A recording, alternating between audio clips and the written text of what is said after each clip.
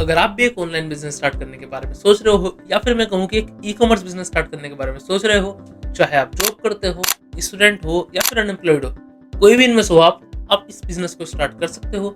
अगर आप जॉब करते हो और चाहते हो कि मतलब मैं एक साइड इनकम भी करनी स्टार्ट करूँ, जिससे कि मैं आगे जाके इस जॉब को बिजनेस में स्विच कर सकूँ, या फिर आप एक स्टूडेंट हो कि मतलब स्टडी के साथ साथ मैं और काम भी कर सकूँ, ताकि जो भी मेरे एक्स्ट्रा खर्चे हैं वो निकल जाए और साथ के साथ मेरे पास थोड़ा एक्स्ट्रा यहाँ पे नॉलेज वगैरह भी आ जाए, या फिर आप अनएम्प्लॉयड भी हो, कुछ काम ढूंढ रहे हो या फिर अपना काम स्टार्ट करने वाले हो, तो ये वीडियो आप ही के लिए है। ठीक है, इस वीडियो में हम सीखने वाले हैं कैसे आप ई कॉमर्स बिजनेस स्टार्ट कर सकते हो, क्या क्या प्रोसेस है, क्या क्या डॉक्यूमेंटेशन आपके लगने वाले हैं, इन्वेस्टमेंट कितनी लगने वाली है, सारे सवालों के यहाँ पे जवाब मिलने वाले हैं। स्टेप बाय स्टेप हम इन चीज़ों को फॉलो करने वाले हैं, तो बने रहें इस वीडियो के एंड तक, ताकि स्टेप बाय स्टेप आप सारी चीज़ें यहाँ पे समझ सको। सो देखो, इस बिजनेस में घुसने के बाद सबसे पहला स्टेप जो आपको फॉलो करना है, एक प्रोडक्ट फाइंड करना है। अगर आपने कोई ऑलरेडी प्रोडक्ट फाइंड कर लिया है तो अच्छी बात है, गुड एंड वेल है।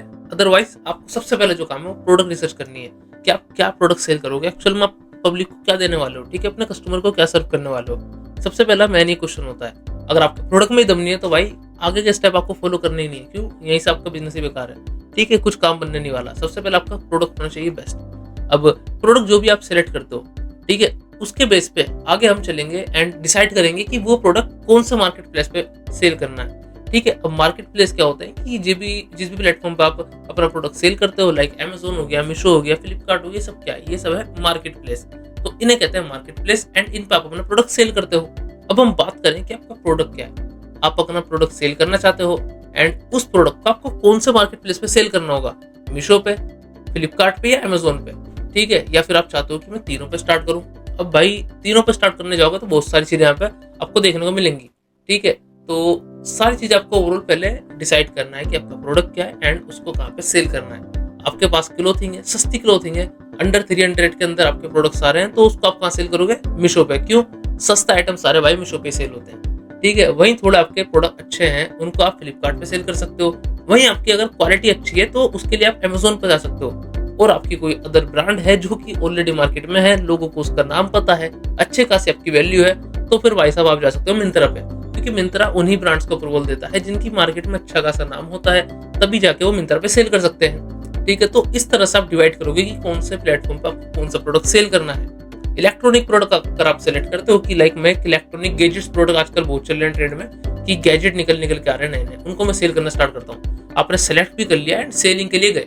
अब सेलिंग के लिए जाने के बाद आप क्या देखोगे कि लाइक यही प्रोडक्ट अगर आप मीशो पे बेचते हो तो वहाँ पे फीस बहुत कम है, आप वहाँ पे सेल कर सकते हो, बट सेल तो हो जाएंगे। लेकिन नेक्स्ट दिक्कत कहाँ पे आने वाली है कि भाई मीशो पे बहुत ज्यादा रिटर्न है इलेक्ट्रॉनिक प्रोडक्ट्स में। अगर आप ये प्रोडक्ट्स उन पे सेल करते हो तो भाई बहुत मोटे लॉस में जाओगे, क्योंकि काफी ज्यादा रिटर्न है और रिटर्न की हालत बहुत ही बुरी आती है, जिन पे कोई भी क्लेम भी नहीं हो पाता, क्लेम भी बहुत कम होता है, तो मीशो से आप लॉस में जा सकते हो। ठीक है, अगर आप इलेक्ट्रॉनिक प्रोडक्ट सेल करना चाहते हो तो उसके लिए अमेजोन बेस्ट है।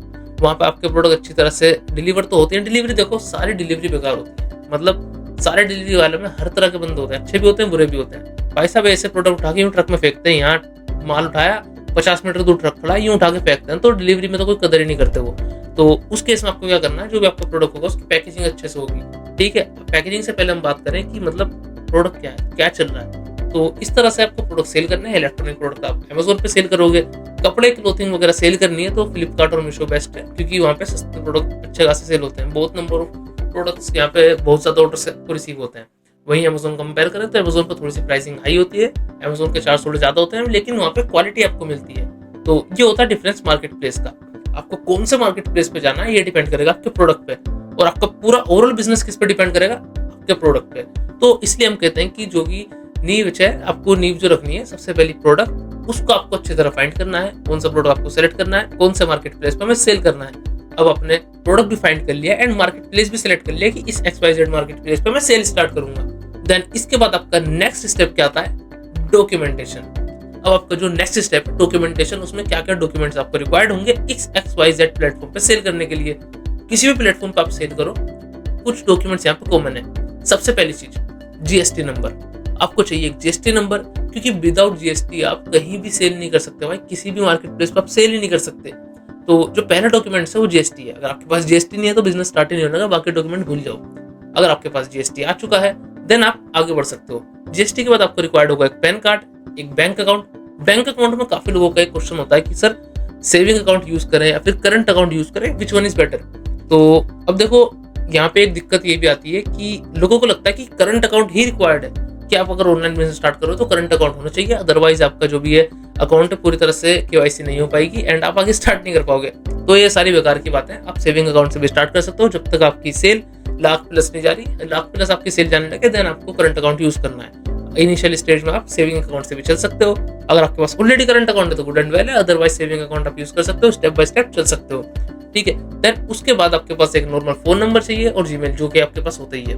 तो ये सारे डॉक्यूमेंट्स होते हैं। इन डॉक्यूमेंट्स के बाद आप स्टार्ट कर सकते हो अपना एक market place account. Account launch हो गया, अब उसके बाद बात आती है नेक्स्ट स्टेप। आपने जो प्रोडक्ट सेलेक्ट करा है वो कौन सा है, ब्रांडेड प्रोडक्ट है या नॉन ब्रांडेड है।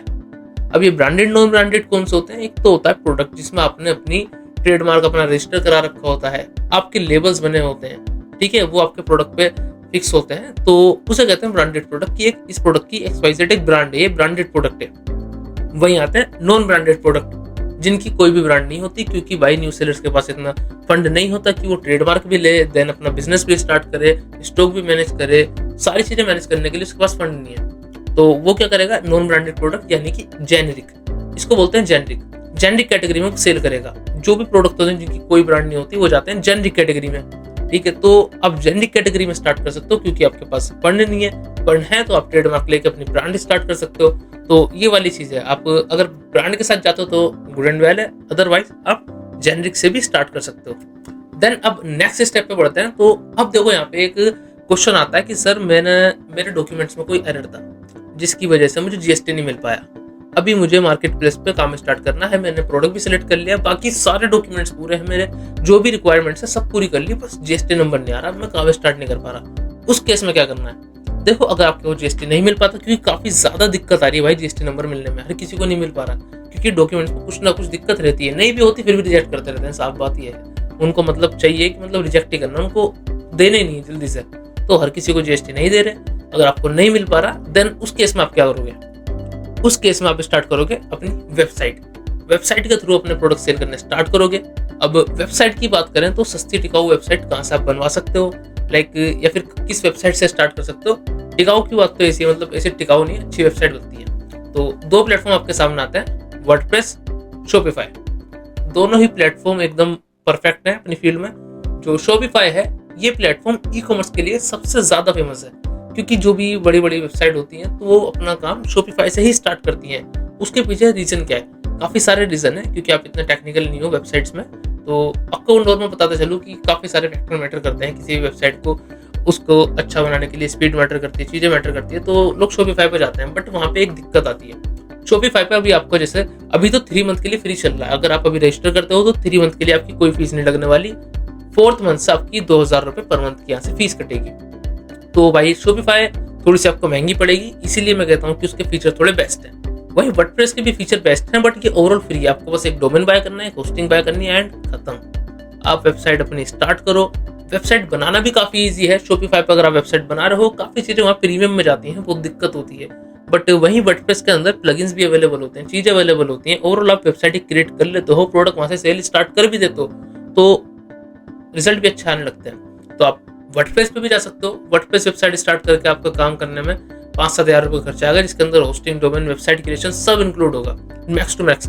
एंड अगर आप बात करें शॉपिफाई पे, आप जाते हो किसी से आप वेबसाइट क्रिएट करवाते हो, तो भाई साहब शॉपिफाई की वेबसाइट 15-20 हज़ार से नीचे कोई लेता ही नहीं है। शॉपिफाई की वेबसाइट 15-20 हज़ार रुपये आपकी लगने वाले हैं, ठीक है। वर्डप्रेस के 5-7 हज़ार रुपये में कर देगा, मतलब थोड़े नॉर्मल बंदे से कराओगे 5-7 हज़ार में कर देगा, वरना कुछ के होते हैं प्राइस थोड़ा हाई रहते हैं, 10 में करते हैं, 15 में करते हैं। जैसे अपनी ही बात करें, अगर कोई हमसे वेबसाइट डिजाइन करवाता है तो नॉर्मल चार्जेस जो रहते हैं वो 15 के तक जाते हैं, ठीक है। तो वाली बात है कि आप शॉपिफाई पे भी जा सकते हो, बजट ठीक है, कम बजट है वर्डप्रेस पे जा सकते हो। दोनों केस में आपको विदाउट GST का आप स्टार्ट कर सकते हो। मेन चीज हमारी क्या थी, स्टार्ट करना। आपका बजट कम है, सब कम है, आप वर्डप्रेस पे जा सकते हो, दैट्स इट, ठीक है। तो यहाँ पे आप समझ के होंगे कि मतलब मार्केट प्लेस पर अगर आप सेल नहीं कर पा रहे तो आपको सेकंड ऑप्शन क्या सेलेक्ट करना है, वेबसाइट। वेबसाइट कौन सी सेलेक्ट करोगे, ये वर्डप्रेस, ये शॉपिफाई, बजट के हिसाब से अपनी सेलेक्ट कर लेना। देन बढ़ते हैं अपने नेक्स्ट स्टेप पे। तो ये फाइनल स्टेप जो है हमारा, सबसे मेन यही है। अब हम बात कर रहे थे ये सारी चीजों की, ये सारी चीजें एक तरफ एंड मोटा मोटा इन्वेस्टमेंट एक तरफ, कि भाई खर्चा कितना लगने वाला है, मतलब इन्वेस्टमेंट कितनी लगने वाली है, कितने रुपए हमें इन्वेस्ट करने पड़ेंगे, कितना आरओआई हमें आने वाला है उस इन्वेस्ट को करने के बाद। तो इन सारी कैलकुलेशन को करने में ना थोड़ी ईजी पड़ जाएगी अगर आपको एक अमाउंट पता होगा कि हाँ मेरे पास इन्वेस्टमेंट के लिए इतना बजट है। अगर आप ई कॉमर्स बिजनेस स्टार्ट कर रहे हो तो अगर मैं थोड़ा आपको बता के चलूँ तो देखो, नॉर्मल आपको ऐसा नहीं कि बहुत मोटा बजट चाहिए 2-4-5 लाख का, इतना नहीं कहूँगा तो, लेकिन 20-30-50 हज़ार का बजट आपका देखो होना चाहिए। आपको जीएसटी अप्लाई करवाना है, 1000-2000 रुपये फीस वहाँ पे जाएगी। जीएसटी अप्लाई करवाने के बाद कुछ इशू आता है, रीअप्लाई होता है या फिर कुछ पैसे देने पड़ते हैं, कुछ भी मतलब कुछ भी होता है तो ओवरऑल थोड़े वहाँ पे चार्जेस बढ़ जाते हैं। आप स्टॉक उठाने जाते हो, स्टॉक उठाने जाओगे भाई, कोई भी बंदा अगर आप किसी भी तरह के प्रोडक्ट उठाते हो ना तो 2-5 प्रोडक्ट नहीं देता, आपको थोड़ी क्वांटिटी ज़्यादा बढ़ानी पड़ती है, 10 प्रोडक्ट 20 प्रोडक्ट 50 एटलीस्ट इतना तो बाय करने पड़ता है। अदरवाइज कोई आपसे डील क्यों ही करेगा, वो कहेगा भाई हम तुझे होलसेल में दे क्यों, तू मतलब सिंगल 2-4 प्रोडक्ट खरीद रहा है, तो वहाँ पे थोड़े प्रोडक्ट की वो कॉस्ट बढ़ा देते हैं। उस केस में आपको प्रॉफिट नहीं होगा, क्यों, प्रोडक्ट की कॉस्ट आपको काफ़ी ज़्यादा बढ़ गई। तो क्वांटिटी थोड़ी आपको 10-20, तो चलो 10-20 भी मान जाते हैं लोग, 10-20 दे देते हैं कि एज ए सैम्पल क्वालिटी हम आपसे ले रहे हैं, अगर आपका प्रोडक्ट हम सेल कर पाते हैं, मतलब प्रोडक्ट सेल होता है, तब हम आपसे और ज़्यादा प्रोडक्ट बाय करेंगे। तो आप इस तरीके से मैन्युफैक्चरर जो भी है उससे बात कर सकते हो कि एज अ ट्रायल अभी चल रहा है, ट्रायल अच्छा जाता है, देन हम आपसे पूरा जो भी आपकी मिनिमम क्वांटिटी है उतना ऑर्डर करेंगे। देन उसके बाद तो 10-20 हज़ार रुपये आपके लगने वाले हैं, मतलब स्टॉक में, स्टॉक को मैनेज करने में। सिंगल प्रोडक्ट पे आपको काम करना है, टेस्टिंग प्रोडक्ट भी मिल गए तो आपके 2-4-5 हज़ार में काम हो जाएगा। ठीक है, वो डिपेंड करता है आपको क्वांटिटी कितनी मिल रही है, 5 हज़ार में भी हो सकता है, 10 में भी हो सकता है, 15 में भी हो सकता है। तो वो स्टॉक पे मैनेज करता है। एंड आपके प्रोडक्ट पे, आपका प्रोडक्ट क्या है, सस्ता प्रोडक्ट है, आप बल्क क्वालिटी डालोगे, महंगा प्रोडक्ट आप कोई प्रीमियम आइटम सेल कर रहे हो तो आप उठाने में आपको काफ़ी ज़्यादा कॉस्टिंग लगने वाली है। देन स्टॉक मैनेज करने के बाद अभी आपका जो भी अकाउंट वगैरह तो ओपन ही होगा, तो वो ओपन ही है। अदर कॉस्ट अगर आपको समझ नहीं आ रहा, आप मतलब आपको समझ नहीं आ रहा कि अकाउंट कैसे रन करते हैं, अमेजोन कैसे रन करते हैं, मीशो कैसे करते हैं, फ्लिपकार्ट, हमें नॉलेज नहीं है, हमें तो बस स्टार्ट करना है कि साइड इनकम को लेकर हम ऐसे चल रहे थे, तो उस केस में हम क्या करेंगे, एक मैनेजर हायर करेंगे। ठीक है, मैनेजर 5K में आराम से आपका काम कर देता है, पूरे महीने वो आपका अकाउंट मैनेज करता है, आपको बस उसे गाइड करना है कि ये हमारा XYZ प्रोडक्ट है, आपको प्रोडक्ट की इमेजेस देनी है, डिटेल्स देनी है, वो अकाउंट आपका लॉन्च करेगा। अगर आपके पास ट्रेडमार्क है, आपकी ब्रांड रजिस्ट्री करेगा, आपके पास ट्रेडमार्क है, वो आपका A+ कंटेंट भी रजिस्टर करेगा। ठीक है, A+ कंटेंट बनाएगा, क्वालिटी वाली लिस्टिंग बनाएगा, कीवर्ड ऑप्टिमाइज करेगा, आपके लिए एड कैंपेन रन करेगा। और फाइनली आपके पास एड कैंपेन के लिए कितना बजट है, अगर आप वेबसाइट के थ्रू जाते हैं तो वहाँ पे आपको एड कैंपेन में पैसा फूकना पड़ेगा, क्योंकि आपकी वेबसाइट को कोई जानता है नहीं, तो बाय क्यों करेगा आपकी वेबसाइट से, आएगा कैसे वेबसाइट तक, उसके लिए आपको एड्स में पैसा फूकना पड़ेगा। एंड बात करें एड स्पेंड की, तो देखो सबसे मेन चीज़, आप ऑर्डर कहाँ से लाओगे। आपने वेबसाइट बना लिया, ई कॉमर्स मार्केट प्लेस पे, प्लेटफॉर्म पे अपना अकाउंट बना लिया, बट मेन चीज़ आती है कि आप सेल कहाँ से लाओगे। सेल्स के लिए आपको लगाने पड़ते हैं थोड़े, एडवर्टीजमेंट आपको करनी पड़ती है, तो एडवर्टीजमेंट में आपकी काफ़ी कॉस्ट जाती है। स्टार्टिंग में आपको इतना अच्छा आरओआई नहीं मिलता, क्योंकि उसमें थोड़ा सा टाइम लगता है। आपके जब कैंपेन थोड़े ऑप्टिमाइज होने लगते हैं, अच्छी तरह से कैंपेन आपके ऑप्टिमाइज होने लगते हैं, तब कहीं जाके आपको एक अच्छी तरह से वहाँ पे एक अच्छा रिजल्ट मिलने को देखने को मिलता है। ठीक है, तभी आप एक अच्छा रिजल्ट देख पाओगे जब आप रेगुलरली एड स्पेंड में अपना बजट यूटिलाइज करोगे, अलग अलग तरह के कैंपेन आप यूज़ करोगे, उसके कहीं बाद जाके ही आपको एक अच्छा रिटर्न वहाँ से भी देखने को मिलेगा।